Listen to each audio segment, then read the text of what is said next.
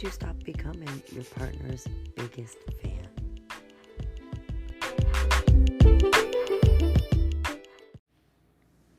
My intention today is to bring us back to the things that helped us become enamored with our partners.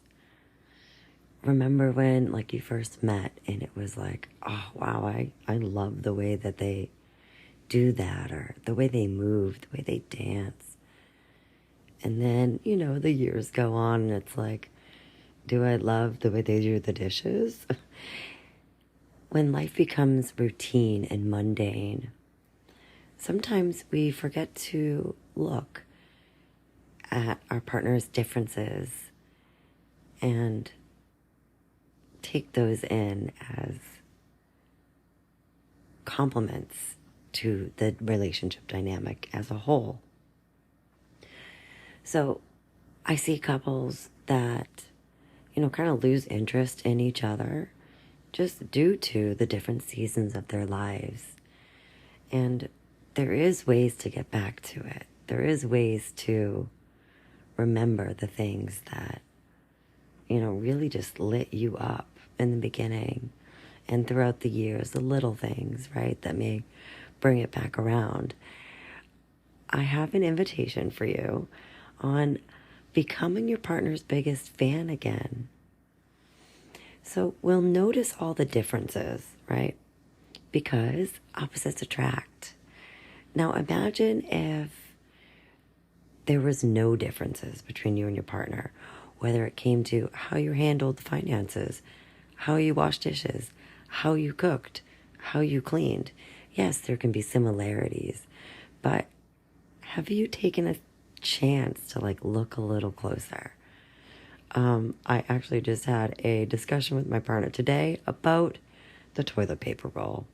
How one person puts it one way, another person will put it the other way. Those small differences, and just, yes, these differences could be annoying to some, but for me, I like to get curious. So I'll ask, I'm like, so what makes you, et cetera, right? So what makes you put the toilet paper roll that way? A lot of the times things get passed down from who we grew up around, past lovers, past relationships, caregivers, family. And yes, they can be different, but it's a newer chance to ask and just maybe learn something new, or learn their perspective in a different way that maybe you've heard them say it before. So when it comes to differences, acknowledging and then taking it a step further to appreciate those differences can help you become your partner's biggest fan again. Another way is to watch your partner in their mode of creativity, or in their mode of intellectuality, or in their mode of conversation. Usually, for the most part, if you're kind of settled in a long-term relationship, it's just you two, right? Conversating back and forth or watching the same things. And if you were to go, watch them, do garden work, watch the way that they do certain things and the small little nuances of their mannerisms can, you can find appreciation in every moment if you're looking for it. So my intention here for you today is to notice some things about your partner that maybe you don't look at all the time. And maybe ask, what makes you do that? Definitely utilize the phrasing what instead of why. Sometimes when people are asked why, you can get defensive very quickly and understandably. So what makes you do it like that? It's really interesting to me. I'm curious. And just be mindful of your tone. If they happen to get defensive, you could say something like, I feel like you may be getting defensive. I was hoping to just be curious. I actually, sometimes things change. I was curious how you do it that way. It's different than me. And I find that really neat. Another one is watching them in their mode of work. So, you're not at work with them every day unless you work together. So when you watch them in their mode of work, you get to take kind of a back, a seat back, and to be able to view them in a different light. So I was on the computer the other day and doing something for school and also with coaching, and he was watching me, and I asked him, like, what's making you look at me like that? He's like, just watching you. It's nice to watch you work. Because usually if I'm not working or doing something in the computer or on my phone for my businesses, I'm chitter-chattering about. So for him, I imagine it's interesting just to watch me in my mode.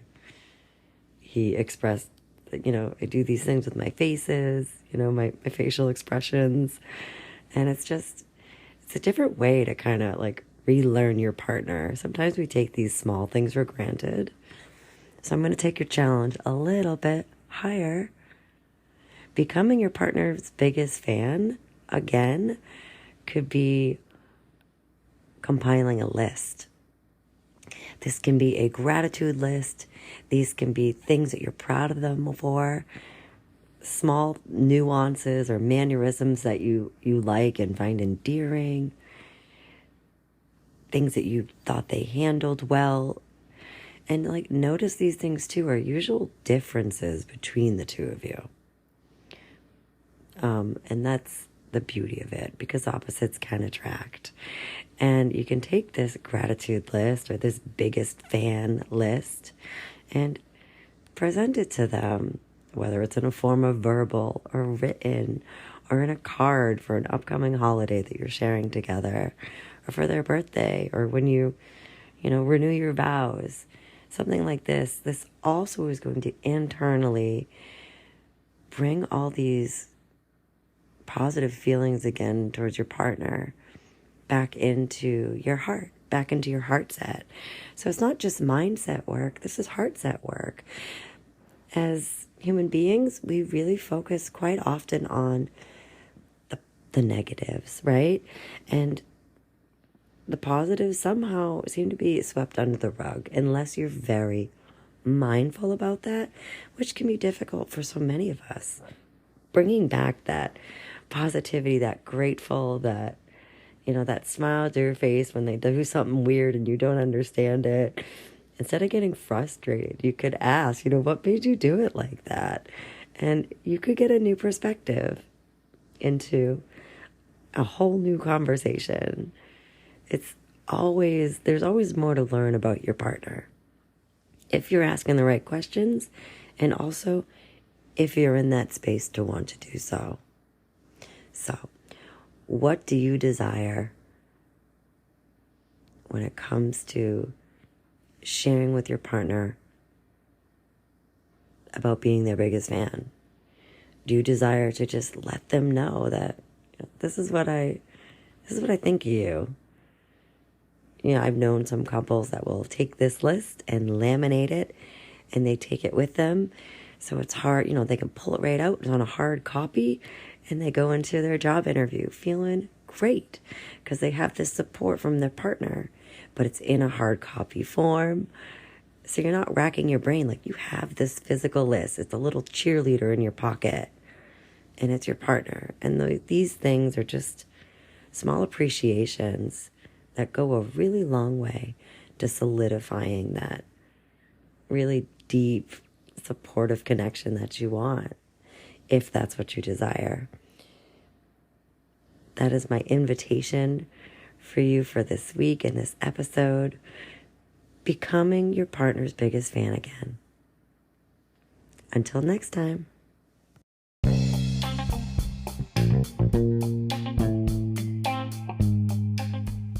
Thanks so much again for listening. I would love it if you follow and subscribe to this podcast. It actually helps the podcast programs and platforms be able to recognize the sexuality type of podcasts. They're not necessarily easily searchable, so it would really help other listeners like you be able to get some really fun stuff in between their ears. So feel free to share it with a friend if you think they'd be into this too and learning more about their body, desire, and things to enhance their relationships with themselves or others. Also, all of my information to connect on all the socials, to order yourself some sex toys, are all in the link in the podcast description. Thanks so much, guys. Don't forget, pleasure is your birthright, and you don't have to ask permission.